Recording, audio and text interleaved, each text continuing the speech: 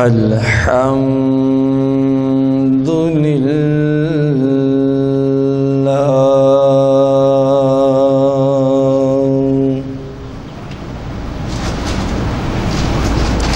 الحمد لله رب العالمين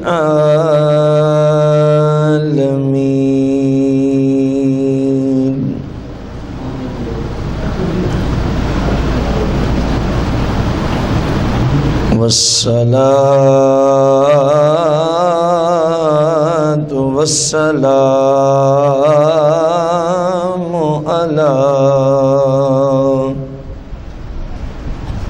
على سيد الأنبياء والمرسلين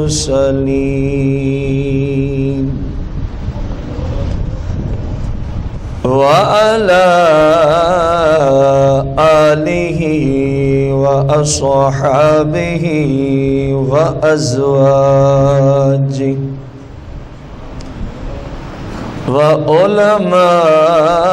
وعلماء ملته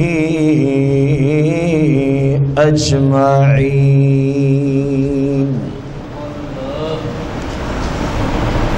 أما بعد فأعوذ بالله من الشيطان الرجيم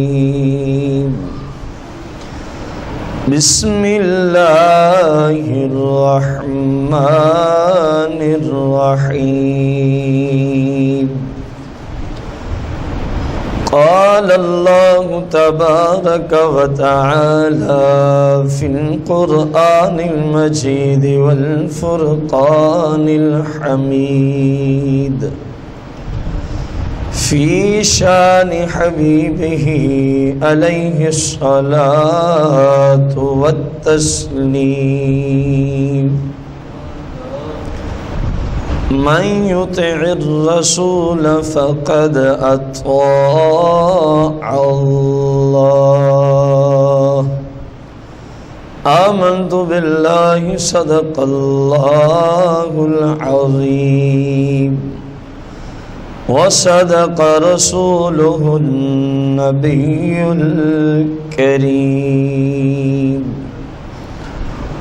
قال الله تبارك وتعالى في القرآن المجيد والفرقان الحميد إن الله وملائكته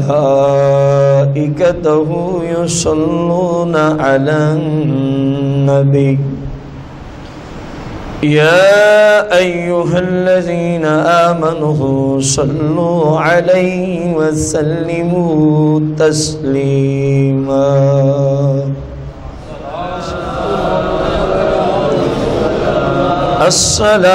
الصلاة والسلام عليك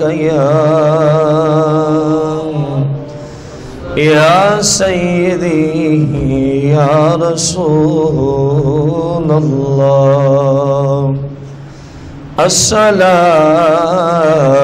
والسلام عليك يا سيدي يا حبيب الله الصلاة والسلام عليك يا سيدي يا رحمة للعالمين الصلاة والسلام عليك يا سيدي يا شفيع المذنبين الصلاة والسلام عليك يا سيدي يا جد الحسن والحسين مولاي صل وسلم دائما أبدا على حبيبك خير الخلق كلهم.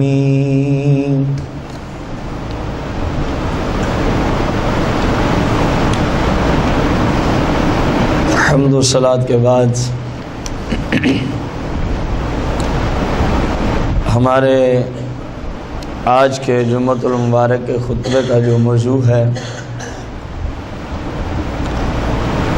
رسول کریم رؤوف رحیم علیہ الصلاۃ والتسلیم سے جو حج کا طریقہ منقول ہے کہ حج کس طرح ادا کیا جا سکتا ہے، اور اس ضمن میں فقط حج کے فرائض، حج کے واجبات اور خاص سنتوں کا ذکر کیا جائے گا. مستحبات یا بیچ میں نوافل جو نفل کے درجے میں افعال ہیں، ان کا ذکر کرنے سے میں نے کم از کم گریز کیا ہے. خواہ وقت کی نزاکت سمجھی جائے یا حاجی کے لیے جو حج کرنے جاتا ہے اس کے لیے اس کو طوالت کا باعث سمجھا جائے. اللہ کریم نے قرآن مجید فرقان حمید میں ارشاد فرمایا ہے، من یطع الرسول فقد اطاع اللہ. جس نے بھی رسول صلی اللہ علیہ وسلم کی پیروی کی ہے فقد اطاع اللہ، حقیقت میں اس نے اللہ کی پیروی کی ہے. میں نے اس آیت کو اپنے اس موضوع کے لیے کیوں تلاوت کیا ہے؟ جو احادیث کے اور رسول اللہ کی سنت کے منکر ہیں، کیونکہ اس موضوع کا کچھ اس طرف تعلق جاتا تھا، تو اس لیے میں نے اس کو، کیونکہ یہ حدیث کی حجیت پر کئی دلائل میں سے یہ آیت مبارکہ بھی ایک دلیل ہے. آج ایسے لوگ کائنات میں موجود ہیں جو کہتے ہیں کہ ہمیں فقط قرآن ہی کافی ہے، ہمیں فقط رسول اللہ کی احادیث کا شرعی اعتبار سے، شریعت کے اعتبار سے، دین کے اعتبار سے سرکار کی حدیث کی معاذ اللہ وہ لوگ کہتے ہیں کوئی حیثیت نہیں، کوئی ویلیو نہیں ہے. تو میرا یہ موضوع نہیں ہے، لیکن کیونکہ جو موضوع ہے اس سے یہ ملتی جلتی بات تھی. صرف ایک بات، اسلام کے بنیادی جو فرائض اور ستون ہیں ان میں ایک کیا ہے؟ حج بھی ہے. بولے نا، ایک کیا ہے؟ آج جو حدیث اور سنت کا منکر ہے اس پر فقط ایک سوال ہے، ورنہ اسی موضوع پر ہم ایک نہیں، یہ اس میں اس طالب علم کا بھی کوئی کمال نہیں جو آپ کے سامنے ہے. یہ ہمارے محدثین اور اس مسلک کے یعنی اسلام کے حق ہونے کا کمال ہے. اگر ہم اسی ایک سوال پر حدیث کے منکرین کو جواب دیتے ہوئے چاہیں تو بھلے اتنا مواد ہے، ہم 6 مہینے کے جمعے آپ کو پڑھا ڈالیں. قرآن و سنت میں اتنا مواد موجود ہے، لیکن فقط ایک سوال. حج اسلام کا اہم ترین فریضہ ہے. ہمارا سوال ہے، جب حدیث تمہارے لیے حجت نہیں ہے، جب رسول اللہ کی سنت اور طریقہ تمہارے لیے حجت، الحم شریف سے لے کر والناس تک پورے قرآن سے حج کس دن ادا کیا جائے، حج ادا کرنے کے طور طریقے کیا ہیں، حج کے فرائض اور اہم رکن اور شرائط کیا ہیں، حج کے واجبات کیا ہیں. اگر تم واقعی اپنے اس مسلک پہ سچے ہو کہ حدیث اور سنت کی اسلام پہ چلنے کے لیے ہمیں کوئی ضرورت معاذ اللہ نہیں ہے، تو ہمیں بتایا جائے قرآن پاک میں کس جگہ آیا ہے کہ حج فلاں دن ہوگا، فلاں مقام پہ ہوگا، اور اس حیثیت سے اگر بندہ جائے تو حاجی ہے، اگر نہ جائے تو اس کا حج کا فریضہ ادا. اور یہ گارنٹیڈ شدہ بات میں کر رہا ہوں، الحم سے لے کر والناس تک حج کے فرض ہونے کا ذکر تو قرآن میں ملتا ہے، لیکن یہ کہیں نہیں ملتا پورے قرآن میں کہ حج ادا کس دن ہونا ہے، کس جگہ ہونا ہے، اور ادا کرنے کے طریقے کیا ہے. اگر تم نے اسلام کے بنیادی فرائض میں سے اہم ترین فریضہ حج پر عمل کرنا ہے تو اس کے لیے رسول اللہ کی بارگاہ میں جھکنا پڑے گا. اس کے بغیر تم حج کا فریضہ ادا کر سکتے. بس اتنی بات میں نے اس کے ابتدا میں کرنی تھی اشارہ تن، تاکہ جو اس کو سنے اس کو یہ بات بھی ذہن میں رہے. حج 9 ذوالحجری کو، حج 9 ہجری کو، حج کون سی؟ سن 9 ہجری کو، جب رسول کریم صلی اللہ علیہ وسلم کو مکہ سے مدینہ منورہ کی طرف ہجرت کیے ہوئے 9واں سال تھا، تو اس وقت حج فرض ہوا تھا. اس وقت حج کیا ہوا تھا؟ ابتداءً حج کا لغوی معنی، حج کا لغوی معنی ہے کسی معظم چیز کا قصد کرنا، کسی تعظیم والی چیز کا ارادہ اور قصد کرنا. جبکہ شرعی اعتبار سے، حج کی اصطلاحی تعریف کے اعتبار سے، حج نام ہے احرام باندھ کر 9 ذوالحجہ کو عرفات میں ٹھہرنے اور کعبہ شریف کے طواف کا. اور اس کے لیے ایک خاص وقت مقرر ہے جس میں یہ خاص کام کیے جائیں تو بندے کا حج کا فریضہ ادا ہو جاتا ہے. پھر ابتداءً ہمارا موضوع یہ نہیں ہے جو اب میں جملہ بولنے لگا ہوں، لیکن کیونکہ انٹرنیٹ پہ جب بات جاتی ہے تو معترضین خواہ میں اعتراض کرتے ہیں، جی یہ بھی بات تھی، یہ بھی بات تھی. اب 40-45 منٹ یا 50-55 منٹ میں حج کے اتنے مسائل ہیں وہ ہم کیسے بیان کر سکتے ہیں. ابتداً ان بھائیوں کے لیے عرض ہے کہ اگر کوئی بات آپ کے نالج میں ہے جو یہاں ذکر نہیں کی گئی تو سمجھیں وہ کسی وجہ سے ذکر نہیں کی گئی. حج کی ابتداً 3 قسمیں ہیں. حج کی کتنی قسمیں ہیں؟ نمبر 1 حج قران. حج اس پر ہمارا آج کا خطبہ نہیں ہے، نہ یہ موضوع ہے. حج قران ادا کس طرح ہوتا ہے؟ بس اتنی بات. جب احرام باندھا میقات سے میقات سے باہر، کیونکہ جو حرم کی حدود میں رہتے ہیں وہ تو حج تمتع اور حج قران کر ہی نہیں سکتے، انہوں نے فقط حج افراد کرنا ہوتا ہے جس کا ذکر آ رہا ہے. اب حرم شریف کی حدود کے باہر رہنے والا میقات سے باہر جب احرام باندھے گا تو حج کے مہینوں میں شوال، ذوالقعدہ اور ذوالحجہ کے 10 دن حج کے مہینوں میں عمرہ کرے گا، سارے افعال ادا کرے گا، لیکن حلق نہیں کروائے گا، یعنی حجامت احرام باندھے رکھے گا، احرام بھی نہیں کھولے گا. اس پر تمام پابندیاں اسی طرح باقی ہیں، حتیٰ کہ وہ حج کے فریضے سے جب فارغ ہو جائے گا اب وہ باقی حاجیوں کی طرح احرام بھی کھول دے گا اور ساری پابندیاں بھی اٹھ جائیں گی. یہ ہے حج قران کی تعریف اور اس کا مختصر سا طریقہ. دوسرا ہے حج تمتع، جو اکثر اس وقت اگر 20 لاکھ حاجی باہر سے جاتا ہے تو ہماری معلومات کے مطابق شاید 5, 10, 15, 20 بندوں کے سوا باقی سارے کے سارے حج تمتع ہی کرتے ہیں. وہ کیا ہے؟ جس طرح ہمارے پاکستان سے اپنے ملک کی مثال دیں، پاکستان سے حاجی اب شاید فلائٹیں شروع ہو چکی ہوں، تو حاجی یہاں سے جاتے ہیں، احرام باندھتے ہیں، جا کے عمرہ کرتے ہیں، سارے رکن عمرے کے ادا کر کے احرام کھول دیتے ہیں، احرام پھر وہیں رہتے ہیں، پھر اپنے وطن میں نہیں آ سکتے. یہ شرط ہے حج تمتع کے لیے، عمرہ کرنے کے بعد اپنے وطن میں واپس نہیں آ سکتا، پھر وہیں رہے گا حتیٰ کہ حج کے دن آئیں گے، اور پھر حج کا احرام وہیں سے باندھے گا جہاں سے مکے کے رہائشی باندھے، یعنی اپنی رہائش سے، اور احرام باندھ کے وہ آگے طریقہ آ رہا ہے کیا کرنا. یہ ہے حج تمتع. ان دونوں حاجیوں پر، حج قران اور حج تمتع، ان دونوں پر حج کی وجہ سے قربانی لازم ہے.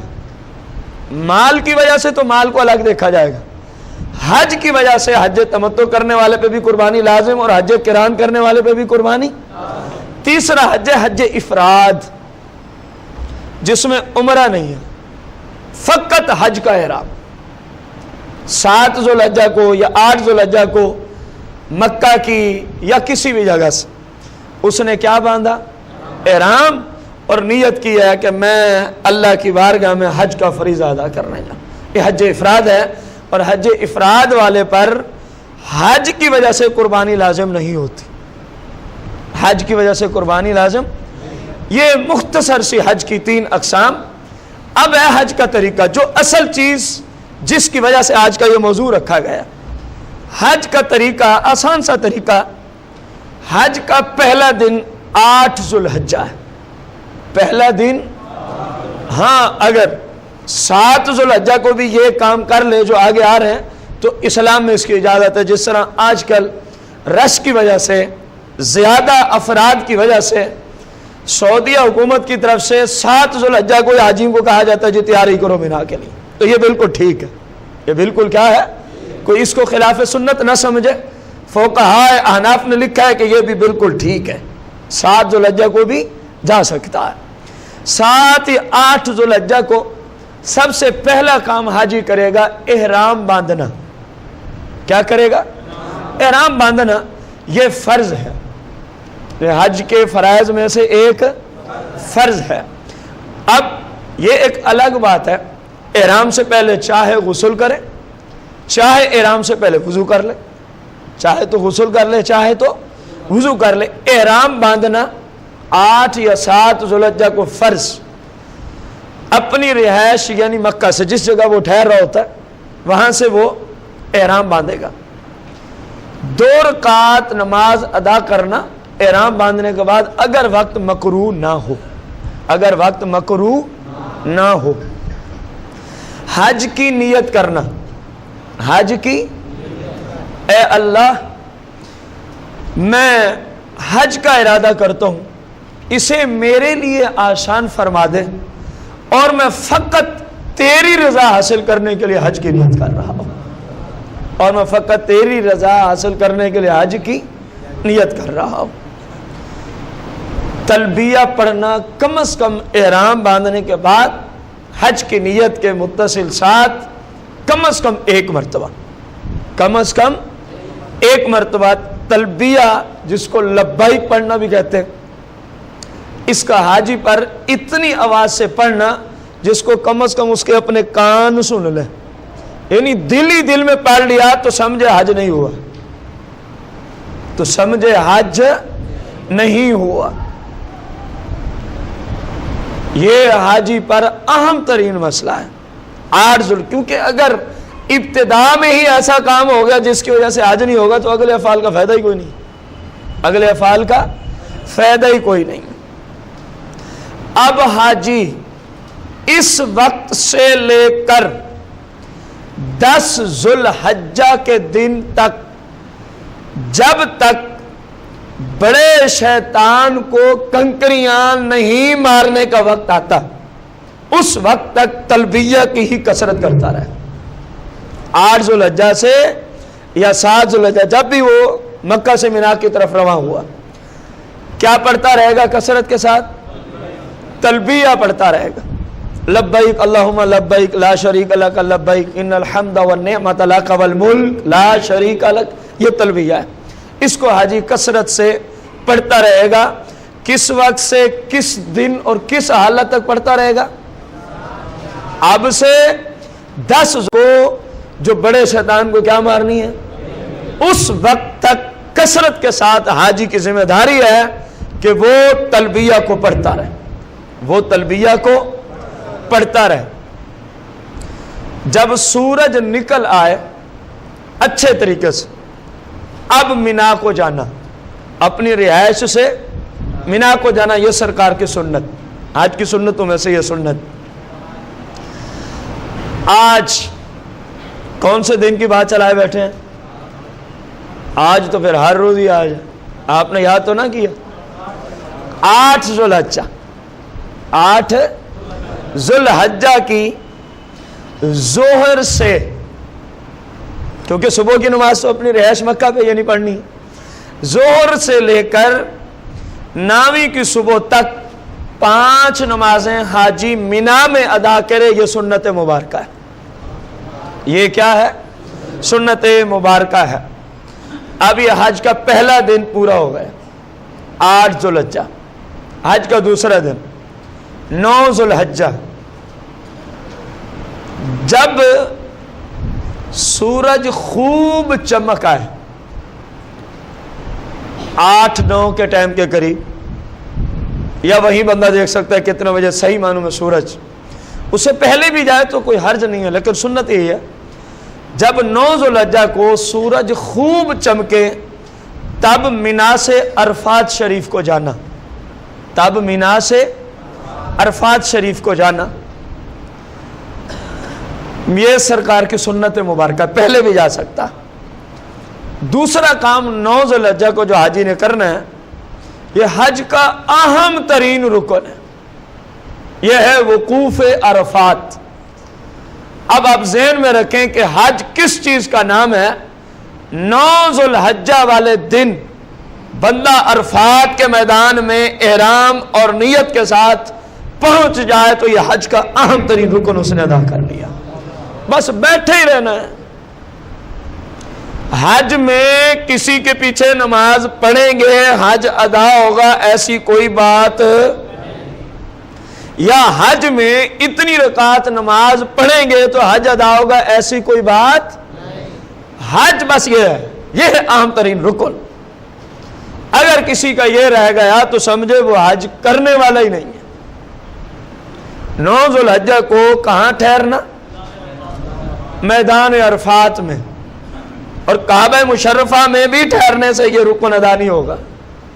میدان عرفات میں، میدان عرفات میں، یہ حج کا اہم ترین فرض ہے، یہ حج کا اہم ترین فرض ہے۔ وقوف عرفات کا وقت کیا ہے فقہی اعتبار سے؟ 9 ذوالحجہ کے دن زوال کے بعد سے 10ویں کی صبح صادق تک ہے۔ 9 ذوالحجہ کا دن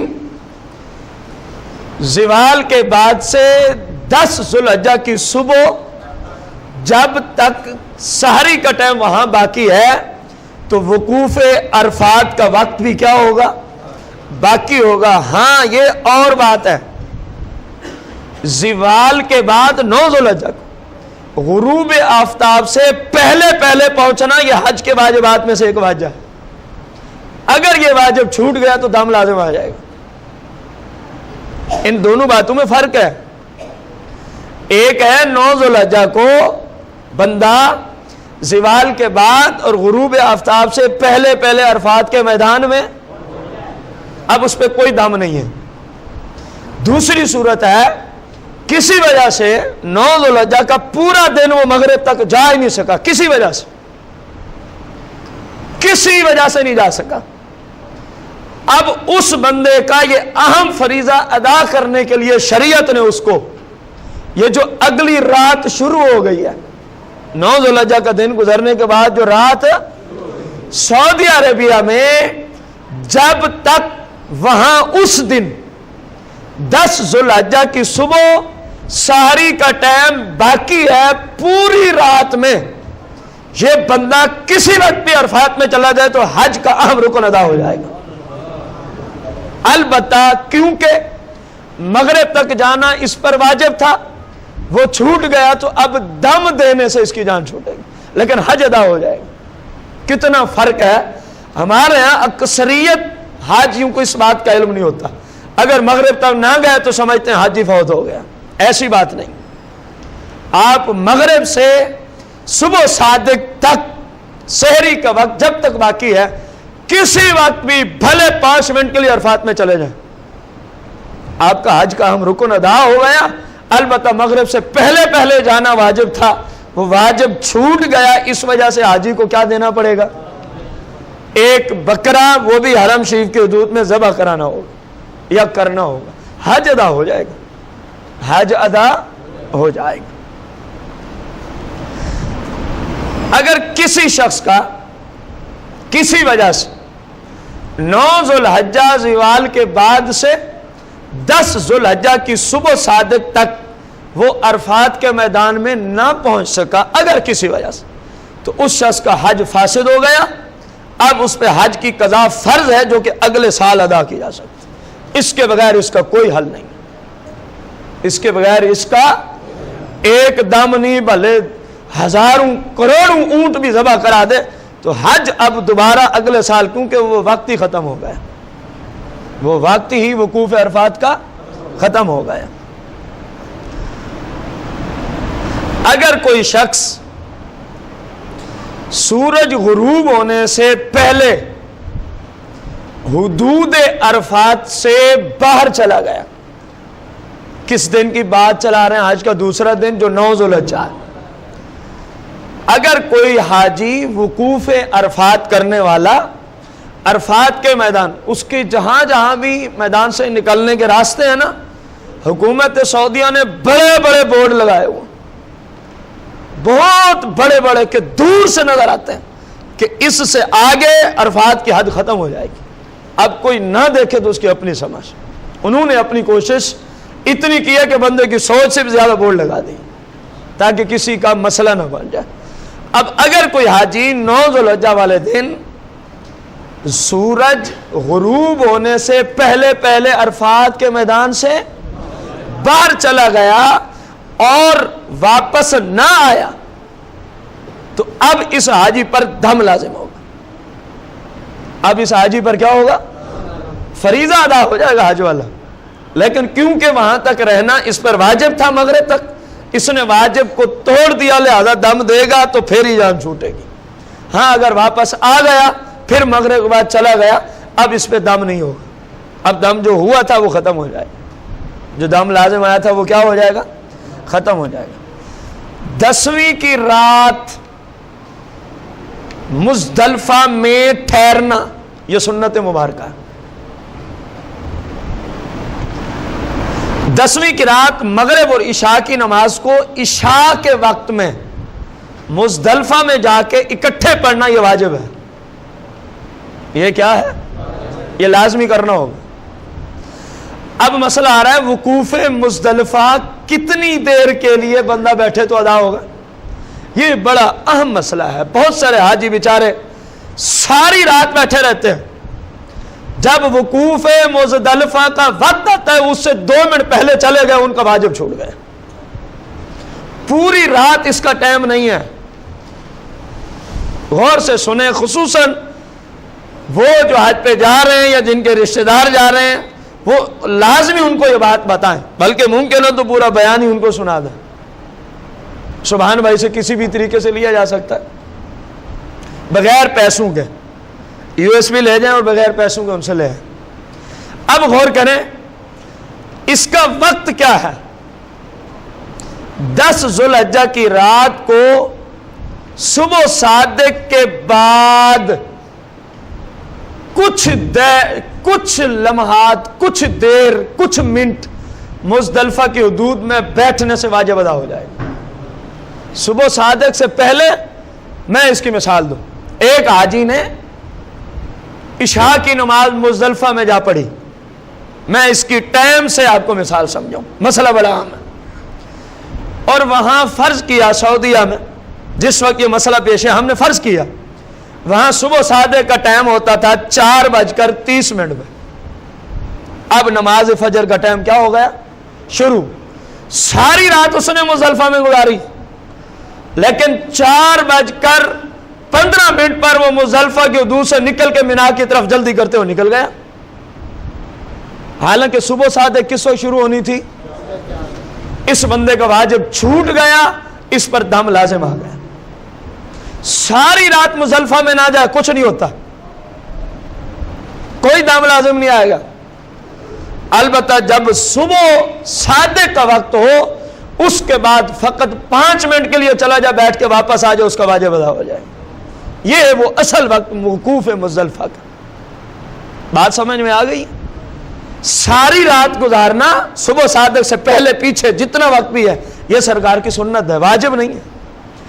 واجب وقوف مزدلفہ کا تب ادا ہوگا جب صبح صادق ہو جانے کے بعد کچھ دیر مزدلفہ کی حدود میں حاجی ٹھہرے گا، بھلے جو 2 منٹ ہی ٹھہر جائے. اب اس کا یہ واجب ادا ہو گیا. اب اس کا واجب کیا ہو گیا؟ ادا ہو گیا۔ ہماری دعا ہے، بڑا بریکی کا مسئلہ ہے، اللہ کریم جب تک حاجی وہاں جاتے رہیں اس کے مطابق حاجیوں کو عمل کرنے کی توفیق عطا فرمائے۔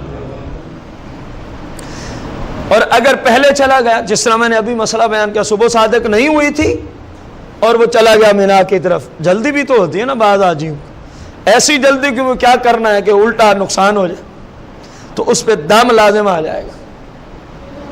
اس پہ کیا لازم آئے گا؟ ایک بکرا صادر، یعنی جس جانور کی چھوٹے سے چھوٹے کی قربانی ہو سکتی ہے، اور قربانی والے شرائط سے جانور خرید کے حرم کی حدود میں ذبح کرانا، حرم کی حدود میں ذبح کرانا۔ طلوع آفتاب سے پہلے مزدلفہ سے مینا کو چلے جانا سنت مبارکہ۔ یہ 10 ذوالحجہ کی بات چل رہی، 10 ذوالحجہ کی صبح جیسے وقوف مزدلفہ پورا ہوا، صبح صادق کے بعد اب مینا کی طرف نماز پڑھتے ہی چلا جائے، نماز پڑھتے ہی چلا جائے۔ جو شخص جب جانے لگے تو حدود مزدلفہ سے 49 یا 70 کنکریاں اٹھا کے جانا۔ کتنی؟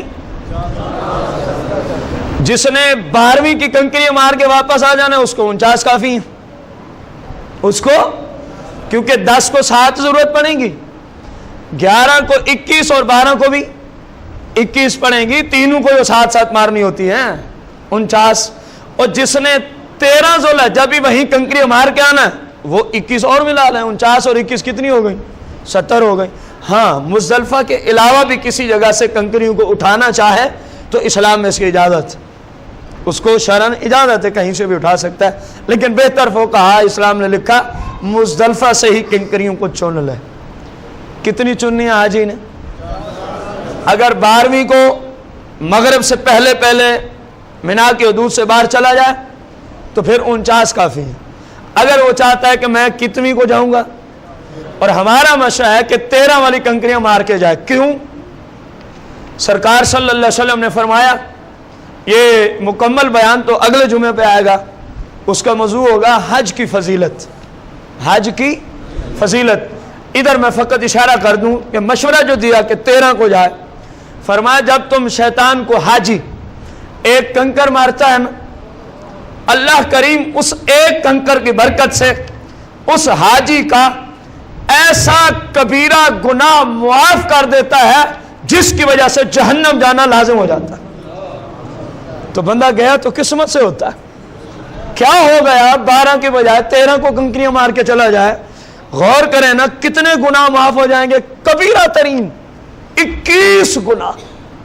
اور ایک مسلم کی طرف نسبت کریں ہم تو شاید اس کی زندگی میں میں مومنوں کی طرف بھلائی کا نظام کرتے ہوئے جملہ بول رہا ہوں، شاید ہمیں اس کی زندگی میں 21 کبیرہ گناہ نظر ہی نہ ہے۔ وہ گئے تو ویسے ہی ہیں، 12 کو بھی جانا اور 13 کو بھی، تو بندہ ٹھہر جائے اگر 13 کو اور 21 کنکریاں مارنی ہیں، 7 جو مارنی ہیں تینوں کو، تو سرکار نے فرمایا ہر کنکر کے بدلے میں، یہ حدیث کے جملے ہیں، ایسا کبیرہ گناہ، صفت موصوف کا جملہ آیا، ایسا کبیرہ گناہ کہ وہ ایک ہی جہنم میں لے جانے کے لیے کافی ہے، ہلاک کرنے کے لیے بندے کو کافی ہے۔ فرمایا کنکر مارے گا اللہ ایسا گناہ معاف فرما دے گا، دوسرا مارے گا اللہ ایسا گناہ دوسرا معاف فرما دے گا۔ اب 12ویں کو جائیں تو 49 ایسے معاف ہوئے، اور اگر 13ویں کو مار کے جائیں تو 70 ایسے معاف ہو گئے۔ جاتے تو بندہ قسمت سے ہی ہے، کیوں نہ ہو کہ 13ویں کو بھی مار لے۔ اگرچہ 12 کو جانا اجازت ہے، کوئی حاجی کہ جی شریعت میں تو اجازت، میں بھی کہہ رہا ہوں اجازت، قرآن میں یہ مسئلہ موجود ہے، 12 کو بھی جا سکتے، لیکن فائدہ تو اپنا ہے کہ نہیں ہے؟ کتنا بڑا فائدہ ہے جو یہاں نہیں میسر ہو سکتا، جو اس جگہ میسر ہے، کہ گارنٹی ہے کہ تم یہ کرو گے تو اللہ یہ معاف کر دے گا۔ یہاں گارنٹی تو نہیں ہے نا۔ رسول کریم صلی اللہ تعالی وسلم نے جو تعلیمات عطا فرمائیں، حج کا 3 دن، حج کا کون سی تاریخ بنے گی؟ 10 ذوالحجہ، 8، 9 اور 10 ذوالحجہ۔ سب سے پہلے آج حاجی جب مزدلفہ سے منا کو پہنچا، سب سے پہلا کام ہے بڑے شیطان کو 7 کنکریاں مارنا، یہ واجب ہے۔ بڑے شیطان کو 7 کنکریاں مارنا واجب ہے، 7 سے کم جائز نہیں۔ اگر کسی حاجی نے 3 ماری یا بالکل ہی نہ ماری تو اس پہ دم لازم ہے، اس پہ دم کیا ہے؟ لازم ہے۔ 10 ذوالحجہ کا دوسرا کام، شیطان کو کنکریاں خود مارنا، شیطان کو کنکریاں خود مارنا۔ ہاں شدید عذر ہو، شدید مریض ہو جائے حاجی، اب دوسرے کو اپنا نائب کر سکتا ہے کہ یار میری طرف سے بھی مار دینا۔ لیکن ہمارے ہاں کیا ہوتا ہے، بالکل صحت مند افراد خصوصاً عورتیں وہ ایک دوسرے کو کہہ رہے آپ جا تو نہیں، میری بھی کنکریاں مار کے آ جائیں۔ اس طرح واجب ادا نہیں ہوگا، اس طرح واجب ادا اس بندے پر جس نے کہا میری طرف سے مارتے یا نہ خیر ہے، اس پر دم لازم آ جائے گا، اس پر دم کیا آ جائے گا؟ لازم ہو جائے گا۔ اب 10 ذوالحجہ کو جو شیطان کو کنکریاں مارنے، اس کا ٹائم کیا ہے؟ 10 ذوالحجہ کو جو شیطان کو کنکریاں مارنی ہے، اس کا وقت آج کی فجر سے، یعنی 10 ذوالحجہ کی فجر سے 11 ذوالحجہ کی فجر تک ہے، 11 ذوالحجہ کی فجر تک ہے۔ مگر سنت یہ ہے کہ جیسے سورج نکلے زوال کے وقت سے پہلے بندہ کنکریاں مار لے تو یہ سرکار کی سنت بھی ساتھ ساتھ ادا ہو جائے گی، سرکار کی سنت بھی ساتھ ساتھ ادا ہو جائے گی، اگرچہ ٹائم جو ٹوٹل ہے وہ ہے جو میں نے آپ کو عرض کیا۔ لیکن بندے نے جب کام کرنا ہے، اگر وہ سرکار کے طریقے پہ ہی کر لے تو کام بھی ہو گیا اور ایک سنت کا ثواب بھی مل گیا، ایک سنت کا ثواب بھی مل گیا۔ 10 ذوالحجہ کو جب کنکریوں سے حاجی فارغ ہو جائے تو قربانی کرنا یا کروانا، لیکن کس حاجی پر؟ جس نے حج قران کا احرام باندھا تھا یا حج تمتع کا؟ جس نے حج افراد کیا، اکیلا حج کیا احرام باندھ کر، اکیلا حج، اس پر قربانی لازم نہیں ہے حج کی۔ مال کی قربانی ہر کوئی اپنی طرف نسبت کرے گا، اگر وہ صاحب نصاب ہے تو کرے گا، وہ بھلے حج پہ نہ ہو تب بھی کرے گا۔ لیکن ایک شرط اور حاجی کو دیکھنی پڑے گی کہ وہ 10, 11 اور 12 ذوالحجہ کو مسافر تو نہیں۔ اگر بندہ 10, 11, 12 ذوالحجہ کو مسافر ہو تو جو مال سے قربانی ہوتے وہ بندے پہ فرض نہیں ہوتی، یہ مسئلہ ذہن میں رکھ۔ حج والی فرض ہے، لیکن کون کون سے؟ حج قران اور حج تمتع میں۔ اب قربانی کرنا یا کروانا، قربانی کے بعد حلق کروانا یعنی سر منڈانا،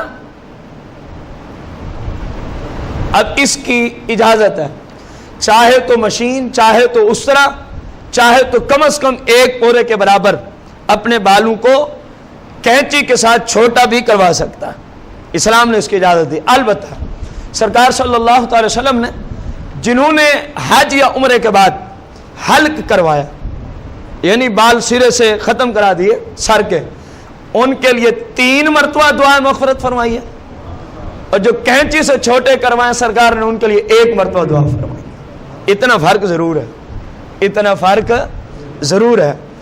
رسول کائنات فخر موجودات علیہ الصلاۃ والتسلیم کی جو تعلیمات ہیں حج کے متعلقہ، اس کے لیے یہ بھی ضروری ہے کہ جو حلق کروانا ہے وہ مینا شریف کی حدود میں ہو۔ جو حلق کروانا ہے، سر منڈانا، حرم کی حدود میں، مینا کی نہیں، غلطی ہوگی مجھ سے، حرم شریف کی حدود میں۔ یہ جو مینا ہے یہ بھی حرم کی حدود میں شامل ہے، مینا بھی حرم کی حدود میں کیا ہے؟ شامل ہے۔ مینا میں بھی حلق کروایا جا سکتا ہے، یعنی حجامت حاجی کروا سکتا ہے، البتہ حرم کی حدود سے باہر نہیں کروائے گا۔ اگر کروائے گا تو حاجی پر دم لازم آ جائے گا، حاجی پر کیا لازم آئے گا؟ دم لازم آئے گا۔ اس بات کا بھی خاص خیال رکھیں۔ اب مسئلہ آیا حجامت کا عورتوں کے لیے، اس پہ بھی لوگ کثیر غلطیوں کا شکار ہیں۔ اب عورت عمرے پہ جائے یا حج پہ جائے، اس کے لیے حجامت کا شرعی حکم کیا ہے؟ اس کے کیونکہ آخری رکن یہی ہوتا ہے عمرے میں، حج میں. اب غور کریں، وہ اپنے بالوں سے ایک پورے کے برابر، یہ یہاں سے لے کر یہاں تک ایک پورا شمار کیا جاتا ہے، ایک پورے کے برابر لمبائی میں. کس میں؟ چوڑائی میں کتنا لینا؟ ایک کان کی لو سے لے کر دوسرے کان کی، عورت کے جتنے بال ہیں، عورت کے جتنے، یا سادہ لفظوں میں بندے کا جو سر ہے اس کے چوتھائی چوڑائی میں کتنے لینے؟ چوتھا حصہ. مثلا 4 انچ ہے تو چوڑائی میں 1 انچ کے بال پکڑنے ہیں. 8 انچ ہے تو چوڑائی میں کتنے پکڑنے ہیں؟ 2 انچ کے. 4 انچ کے نہیں ہو تو پھر نصف ہو گئے. سر جتنا ہے نا اس کے چوتھے حصے کے بال چوڑائی میں، اور لمبائی میں کتنے لینے ہیں؟ ان کو پکڑ کے عورت کا کوئی محرم، جو عورت کا محرم نہیں ہے اس سے عورت حجامت نہیں کروا سکتی، حج پہ بھی نہیں کروا سکتی. عورت کے ساتھ جو محرم ہے یا وہ خود پکڑ کے کینچی کے ساتھ ان کو کاٹ ڈالے، اس کا یہ رکن ادا ہو جائے گا. اس کا یہ رکن کیا ہو جائے گا؟ ادا ہو جائے گا. ہمارے ہم نے وہاں دیکھا، بہت سارے حاجیوں سے سنا، کیا کرتے ہیں؟ تھوڑے سے بال لے لیے، تھوڑے سے ان کو کاٹ ڈالا، کہتے ہیں یہ ادا ہو گیا. اس طرح یہ واجب ادا نہیں ہوگا، اس پر دم لازم آ جائے گا. اس عورت پر دم کیا ہو جائے گا؟ لازم ہو جائے. اس بات کا خاص خیال کیا جائے، اس بات کا خاص خیال کرنا ضروری ہے. اگر کسی حاجی نے 12ویں کی مغرب تک حلق نہ کروایا، کتنے عرصے تک؟ 12 ذوالحجہ کی مغرب سے پہلے تک حلق نہ کروایا تو اس پہ دم لازم ہے. اس پہ دم کیا ہے؟ اب جیسے حلق کروایا، حاجی احرام کھول دے، حاجی احرام کھول دے. طواف فرض، طواف زیارت بھی اسی کو کہتے ہیں. یہ حج کا دوسرا اہم ترین رکن ہے. حج کا دوسرا اہم ترین، پہلا وہ وقوف عرفات اور دوسرا یہ. اس کو طواف زیارت بھی کہتے ہیں، یہ حج کے فرائض میں سے فرض ہے. اس طواف میں رمل کرنا سنت ہے. اس طواف میں رمل کرنا سنت ہے. تھوڑا سا یوں چلنا جس طرح کے پہلوان چلتے ہیں، جس طرح کے پہلوان، یہ سنت مبارک ہے.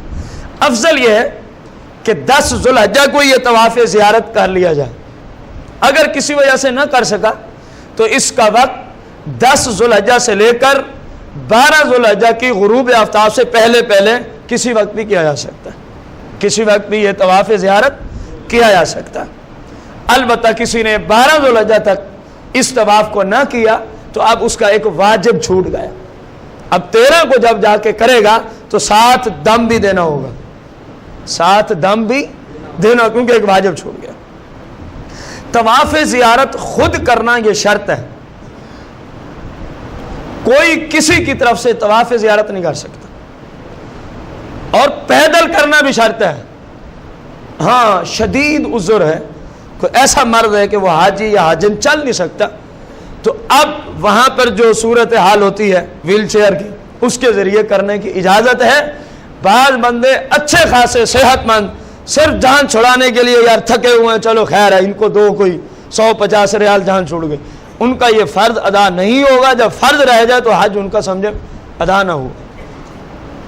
ہاں شدید عذر میں علماء نے اس کی اجازت دی ہے.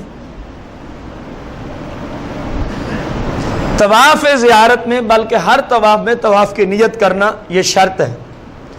اگر کسی عورت کا شرعی عذر شروع ہو جائے، ممکن 10 ذوالحجہ کو 9 ذوالحجہ کو شروع ہو جائے تو اب دن تو ہیں 3، 10، 11 اور 12، اور عذر اس سے زیادہ ہوتا ہے عادت کے اعتبار سے، تو اس عورت کے لیے اسلام نے کیا صورت حال بیان کی ہے، ذرا غور کریں. اگر عورت کا شرعی عذر آ گیا، حتیٰ کہ 12 بھی گزر گئی، 13، 14، 15، 12 کے بعد جس وقت بھی وہ غسل کرے گی حیض سے، نفاس سے، تو اب اس وقت وہ طواف زیارت کر لے گی، اور اس عورت پر کوئی دم نہیں ہے، کیونکہ یہ تو شریعت کے اعتبار سے شرعی عذر کہا گیا نا، اس کا اس میں اپنا کوئی قصور ہی نہیں. اس پہ کوئی دم لازم نہیں آئے گا، اس پہ کوئی دم بھی لازم، حتیٰ کہ گناہ بھی نہیں ہے کہ لیٹ کیا، گناہ بھی نہیں ہے، کیونکہ وہ اس میں مجبور ہے، اس کا اپنا اس میں کوئی زور چلتا نہیں ہے۔ طواف زیارت عام کپڑوں میں کیا جا سکتا، حل کے بعد احرام کھولیں، آپ غسل کریں، عام کپڑے سلے ہوئے پہنیں، اس کے بعد طواف زیارت کریں، اس کے بعد طواف زیارت کریں۔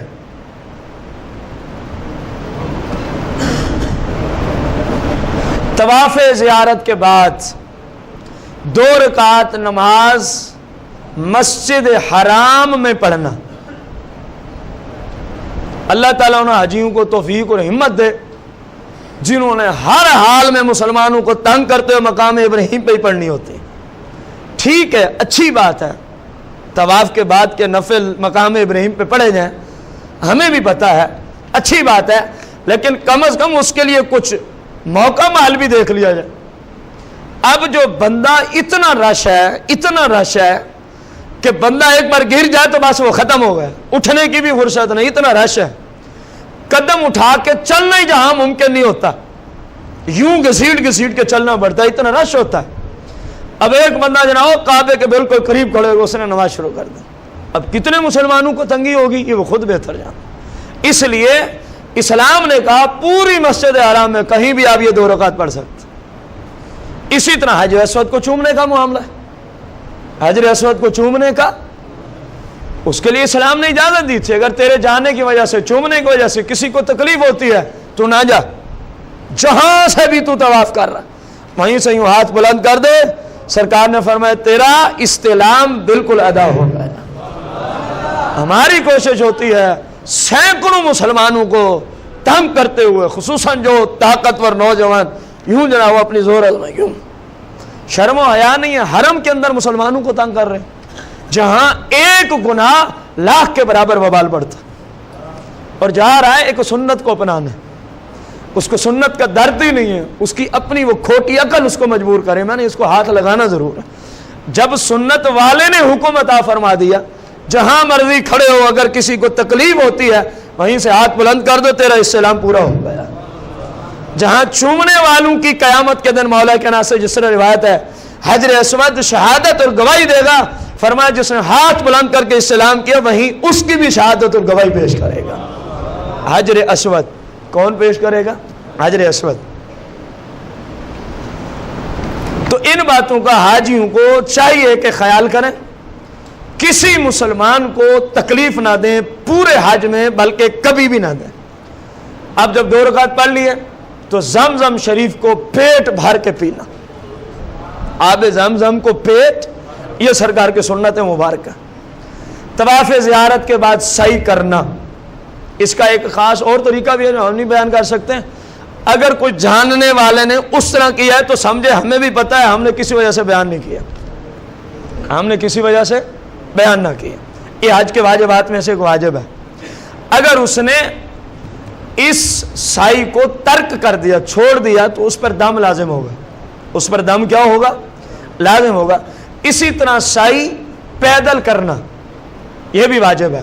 ہاں اگر شدید بیمار ہو گیا، عذر ہے، تو اب ویل چیئر وغیرہ پہ بھی بیٹھ کے کر سکتا ہے اپنی سائی والا یہ معاملہ۔ سائی کو صفا سے شروع کرنا، کہاں سے؟ صفا سے۔ ان الصفا والمروہ من شعائر اللہ، فقہاء نے فرمایا اللہ کریم نے کیونکہ صفا سے شروع کیا تو لہذا اس کو بھی صفا سے شروع کیا جائے۔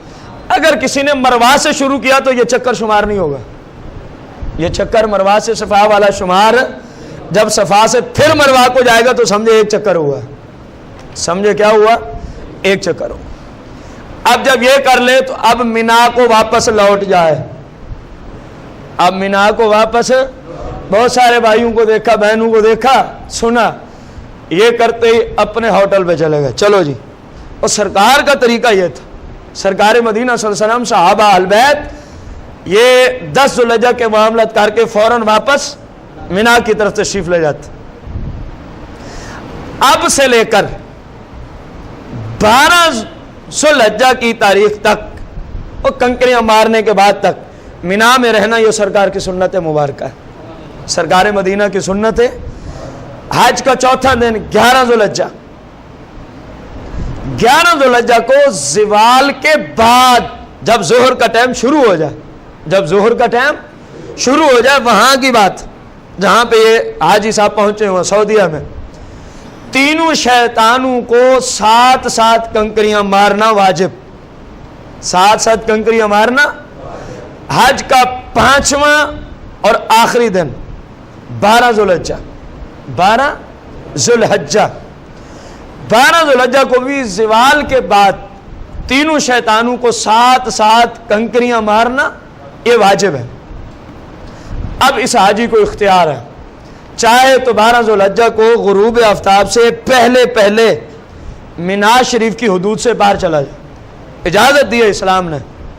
اور اگر چاہے، جیسے میں نے پیچھے فضیلت بھی عرض کی ہے، تو آج یہیں رہ لے، کل زوال کے ٹائم کے بعد 13 کو یعنی تینوں شیطانوں کو کنکریاں ماریں اور اس کے بعد اپنے گھر کی طرف رواں دواں، اپنے گھر کی طرف رواں دواں۔ البتہ یہ یاد رہے، بعض لوگ جلدی کرتے ہیں 12 ذوالحجہ کو زوال کے وقت سے پہلے کنکریاں مار کے چلے جاتے ہیں۔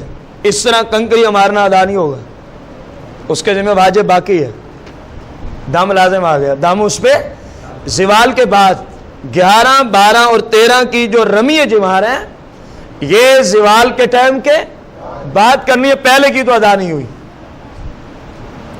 البتہ غروب آفتاب تک مارنا یہ بہتر ہے، بغیر کسی عذر کے غروب آفتاب کے مارنا اچھا نہیں ہے، لیکن پھر بھی واجب ادا ہو جائے گا، پھر بھی واجب بندے کا ادا ہو جائے گا۔ اب ہے طواف رخصت، اس کو کہتے ہیں واجب کا درجہ دے فوق اسلام۔ یہ جو حدود حرم سے باہر آتے ہیں نا حج کرنے، یہ ان کے ذمہ ہوتا ہے۔ اب سے لے کر سادہ لفظوں میں واپس آنے تک کسی وقت بھی اس طواف کو کیا جا سکتا، کسی وقت بھی حاجی صاحب اس طواف کو کر سکتے ہیں۔ البتہ اگر کسی عورت کا شرعی عذر شروع ہو گیا، وہ ابھی تھا اور ادھر سے فلائٹ کا کیا ہو گیا، ٹائم ہو گیا، اس کی تاریخ آ گئی، اور کوشش تو کرے کہ اس کو تبدیل کروائے، اگر ممکن ہو، نہ ہو سکے تو اس عورت پر طواف رخصت اللہ کی طرف سے معاف ہو جاتا ہے، اس پر کوئی دم وغیرہ لازم نہیں آتا۔ کسی شخص نے بغیر عذر شرعی کے طواف رخصت کو چھوڑ دیا اور اپنے وطن آ گیا، اور اپنے اس پہ دم لازم ہے، اور وہ بھی حرم شریف کی حدود میں، وہ بھی حرم شریف کی، پاکستان میں نہیں ہو سکتا یا کسی اور ملک میں نہیں ہو سکتا، بلکہ سعودیہ میں بھی نہیں ہو سکتا۔